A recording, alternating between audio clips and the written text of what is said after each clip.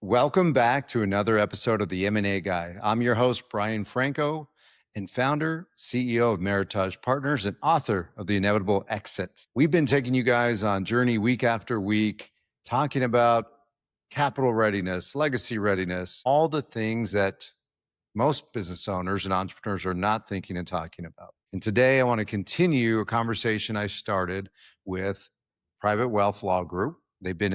I met this group recently, and they do outstanding work preparing families, protecting legacies.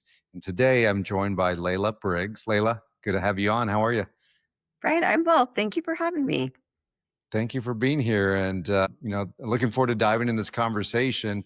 And you have to remember, those tuned in and listening in to this podcast, they want to be a fly on the wall. They want to listen to these conversations because everyone is at their own stage and phase of their journey, right? From startup to scale up to, looking at an exit. And when you consider that, there are so many things to be considered, right? And what we found is, you know, private equity is leading the charge on acquiring a lot of these privately held companies in a variety of industries. And so, sometimes it feels like a mystery to founders and entrepreneurs, or worse, it feels like a threat, right? But it feels like a threat because man's biggest fear is the fear of the unknown. And so the more that we could educate and share our experiences and share our case studies, we start to normalize this conversation. And that's why we're excited to have you on, Leyla. So love to dive in and I'm going to hit you some questions and let's talk. Feel free to talk about any case studies you think are relevant to the conversation. Perfect. Well, let's get started. Do it. Okay. So you spend most of your time on the legal estate and succession planning for your clients. Tell us a little about your firm and what you guys do. Yeah. So we like to think of ourselves as one fully integrated model for the business owner. The majority of our clients are high net worth and ultra high net worth individuals who also own businesses. Um, and many of them are owning businesses for the first time. So what we like to do is when we do have a new client come in, we want to make sure, we know exactly what their assets are, exactly what their financial landscape looks like and what their goals are. Once we have that, then we are able to build what we call a private wealth plan. And that really is the estate planning piece of things. What that does is that will separate their entire estate into separate containers of liability and transfer everything that we can outside of their personal name and into their trust. So outside of the estate for multiple purposes. One major purpose would be to, well, like I said, separate liability. We have multiple clients who have multiple businesses, and not all of them are always structured the way that they should be. So in the meantime, we get the structure put in place. We will clean up and restructure entities so all of them are up to date, fully compliant, and optimized for tax purposes, and then get them set up with their structure, protected, and ready to move on to their next thing. That also keeps them looking forward. So, should they have any changes, whether they be planned or not, there is planning in place for either Gen 2 or, a surviving spouse or their families to be in a place where they are supported and protected. Yeah, which is important. And you're right. I mean, once an entrepreneur, always an entrepreneur. And, you have one successful venture or business likely leads to the next. And sometimes the ownership could overlap. But if you don't plan correctly, you could be a threat to yourself, or your companies could be a threat to each other if you're not structuring it correctly. I always like to illustrate it and liken it to a firewall in a building or in a home, right? Look, you hope your house doesn't burn down or your office doesn't burn down, but if it does, that building could withstand a fire for a period of time, Yeah. right? But what you created are these legal firewalls and structures that most people don't think about. And it's important to consider that because even when you look at the work that we do from an M&A transaction standpoint, and I often talk about how you meet business owners, they bootstrap those companies from an early stage, and they generated substantial wealth from those companies. And over time, they look back and they say, well, look, we're grateful for the wealth we've created and developed, but the very business that made them wealthy or contributed to their wealth is the same business they perceive to risk that wealth from a liability standpoint. And so even if you are thinking, well, I'm never going to sell my company, I'm just going to close it down one day, right? But just because you shut down the entity does not mean liability shuts down with that.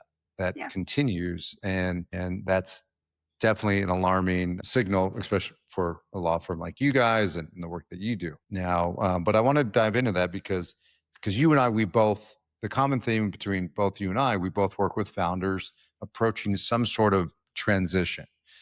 You said Gen 1, Gen 2. At times, these could be generational companies, which is great. We consider that an internal transaction or transition. And or you could transition to a third party. It could be a public company, a private equity backed company, a strategic buyer in the industry, and everything in between. When you consider all of this, you don't know which direction you're going to go today, but as you described, you want to have these options. But when considering these options, Leyla, what are some of the biggest blind spots that businesses and business owners overlook when pursuing a merger and acquisition process? Yeah. So I would say one of the biggest ones that I've seen is they do not have all of the governing documents up to date or in place. We've seen clients that don't have operating agreements or they're outdated. We have seen clients that haven't prepared annual minutes and resolutions for the entirety of their business's life. And that definitely does not get you ready to be valued. You're not ready to be sold, nor are you nearly as attractive to potential buyers. So making sure that your entity and your business is up to date and compliance as far as all of those major documents are concerned would be one of the biggest things that I've seen. Yeah, I was reminiscing on a deal that we closed a few years ago. It was a December 1st closing, and there was a cloud on the title of the stock certificates. And there was a shareholder from over a decade ago that he never signed his shares back to the entity, right? So you had this legal and housekeeping that needed to be done over a decade ago, was never done. The company that we sold at that time was sold to a publicly traded buyer. Sure enough, December 31st close, we had to find in a town called Lake Tahoe, California, where the snow is probably, 6, 7, 8 feet at that time of year. The roads are a mess, but we had to find a mobile notary to track down that prior shareholder at his retirement home on a lake to notarize a document. And it's those sorts of things that, to your advice, you need to have your legal house in order and your compliance house in order. You never know what's going to happen and when, and particularly in this case, um, it was, I think, almost 12 years later. Oh, no But kidding. so we ended up getting the document signed. We closed the transaction on time. That was a massive success story, and it still is today in the public markets.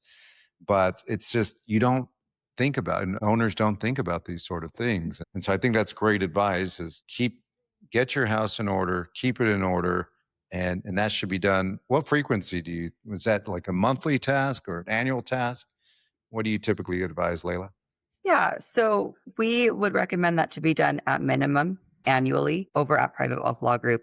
What we do is we hold meetings twice a year for all of our clients, the first being during Q1 and Q2 for an annual compliance meeting. That gives them the opportunity to, have they not already updated us on any changes, they can give us those updates and we can revise their private wealth plan as it should be or update it as it should be. And then the second meeting, Q3 and Q4, those are year-end tax planning meetings. So we would recommend annually at minimum. Personally, I would say if there's something you can do on a monthly basis just to make sure everything is in order, we would always recommend it. And Yeah. that's something we always help with as well. So if you work with us, there's Awesome. really no reason not to. Yeah, exactly, exactly. So in the work you do, a lot of families, privately held companies. When's the right time to start aligning? I knew you just explained the frequency in what you do once they engage you, but what's the right time for a business owner to engage a firm like you? So I'll be honest, I think the answer is it's never too early. If you're a business owner, you need to separate that from your personal life, especially if you have a family. And especially if you have other partners or you want to take on other businesses in the meantime. It never hurts to be ready for a sale before you're even considering one. That way, should you receive any letters of intent or hear about any interest your way, you are ready. You don't have to do any backtracking. You don't need to prepare. You're already prepared. And that saves time, and time always saves money. And we always say time always kills deals. Yeah, yeah, Right. And so, we had a situation this year actually where you had four partners by the time our firm was engaged. Prior to that, they had five partners, and the lead partner, he passed away. He waited too long to consider his succession plan. So the four partners that remain, we had to work with them in a way that was cleaning up the past, getting them ready for a transaction. We did complete that transaction, but it was very stressful for them. And watching them, it was you feel terrible as a human being, seeing people, they've lost their partner of 20 years, and now they're having to get everything caught up in terms of their legal house and things as such. But one of the biggest issues that we saw is that there was licensure issues that caused the business to make some pretty quick and harsh decisions, which was difficult. So they resolved it. It was fine, but it was, just watching them, like I said, you feel terrible, for yeah, them. And so I agree with you. My advice is always yesterday. Like, when are you going to get this yeah, done? Yesterday. You should have had this done already. yeah, 100%. So at your firm, Private Wealth Law Group, what I've noticed about you guys is you have this holistic approach to how you service your clients. What's one conversation that every founder should be having with their attorney and with their family before they consider any sort of capital event or a transaction? I think they need to discuss what they want the future to look like, whether that be with the business involved or without it involved. I would Yeah. say if there's one, that would be it. And from there, you Yeah. can establish goals and timelines and milestones, but that would be number one. I completely agree. Setting the expectation, right? Then meeting that expectation, because it's hard to hit a target that you have not created. And so I think you're spot on there from that standpoint. Have you seen any need for the family dynamics complex, right? Is Yeah. there, so we talked about the legal aspect of it, but what type of emotional readiness do clients need to have? Yeah. If it's within a family, I would say there are multiple factors at play. What I will say is the longer they wait, the harder it is emotionally. And the older the business owner gets, I mean, attachment is probably a good word, but the less capable they seem to be really willing to want to just compartmentalize and separate. That would be one that I see a lot. And I think from what I've seen is you want to have Gen 2 prepared if they're planning on stepping in. If they're not, you need to have them prepared to either sell or do whatever they want to do with that. Should you pass away, there needs to be a plan for that just in case, because that is the ultimate exit, I suppose. Or when you retire, you need to have that plan both with your family and with your attorney, with your team. And it's making sure everyone's on the same page and you have the documents in place to support that as well. And people change their minds, situations change. So having those plans updated every 3 to 5 years is highly recommended as well. As we call it, we're all going to exit, specifically is why we titled the book Inevitable Exit. There are ways you could look at your business, not just from the standpoint of an exit, but it's an income producing asset that you've created. But the more income you produce, the more that asset is worth. The question is, can that asset be transferred? There's always a pathway to yes, Yeah. but the higher likelihood of transferability of that business or that asset that we as entrepreneurs build, the higher likelihood of you getting a transaction completed at some point in the future. And that's part of your contingency plans.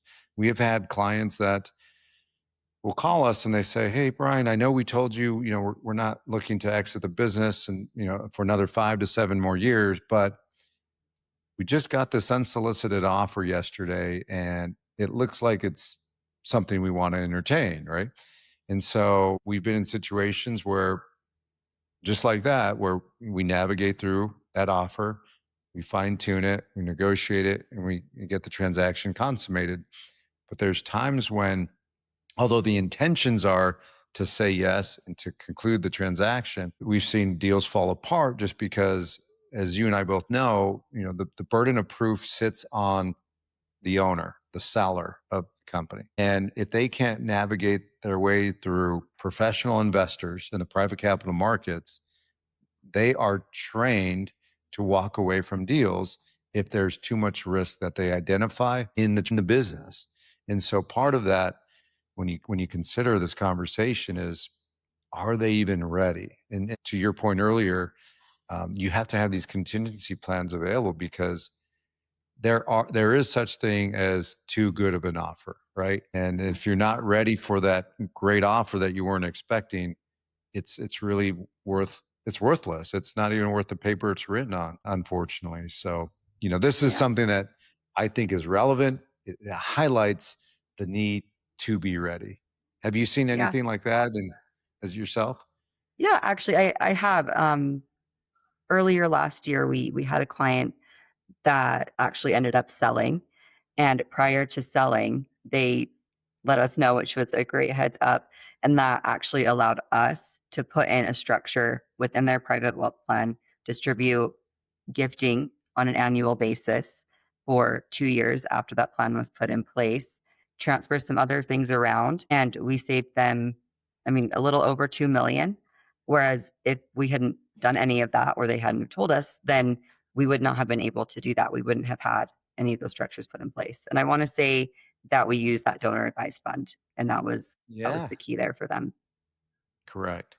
Yeah. Yeah, and for charitably minded people and individuals, this is a great vehicle for them. And I was telling your partner Trav that even if they're not charitably minded, once they see the benefit of the structure, they become charitably Yeah. minded. Yeah, exactly. But I think as human beings, we're all, charitable at some capacity.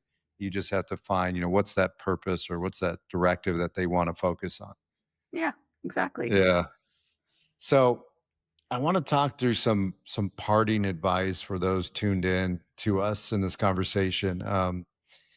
When you think about entrepreneurs and stakeholders listening to this conversation and to this podcast, what's one piece of advice about wealth, succession, and or legacy that you would leave them with? Yeah, I really would say it's never too early. If it's early enough to start planning your business, it's early enough to start making sure everything is in order and planning for that business to succeed. On the flip side, we like to operate from an offensive standpoint and be proactive. If you're a business owner and years have gone by and things have definitely fallen through the cracks, it's never too late. It may cost a little bit more money. It might be a little bit more painful, but it's never too late to get your house in order and be prepared to either be compliant and keep operating as is, be prepared for a sale, plan for a sale, or even just for any kind of transition. It's never too early and it's never too late. There's always options. That's great parting advice. Thank you so much for being on with us on this episode. If people want to reach out to you, I think it's your website's theprivatewealthlawgroup.com, Yep. right? And I'm sure they could reach you on LinkedIn as well. And it's okay, great. Well, thank you so much. I really appreciate your time, your wisdom, and your experiences that you're able to share with us. Love to see you in the future and looking forward to working with you and Trev. Yeah, we are as well, and thank you so much, Ryan. It's been a pleasure, and I'm sure I at least will speak for myself. I'd love to do this again. So you let me know when, and I'm in. All right, great. Well, and thank you for tuning in to this episode of the M&A Guy podcast. You heard it. Leyla said the best activity is proactivity. So get your house in order, work with your team. If you need a legal team, Layla and is amazing. You've heard it from her. There's so much more to unpack, so much more to learn, but we try to distill this information down in a way that you could eat it in bite-sized pieces. So be sure to check into Layla and schedule a call if you'd like. But until then, keep on building your empire. And thank you for tuning in to this week's episode of the M&A Guy. I'm your host, Brian Franco, and we'll see you soon.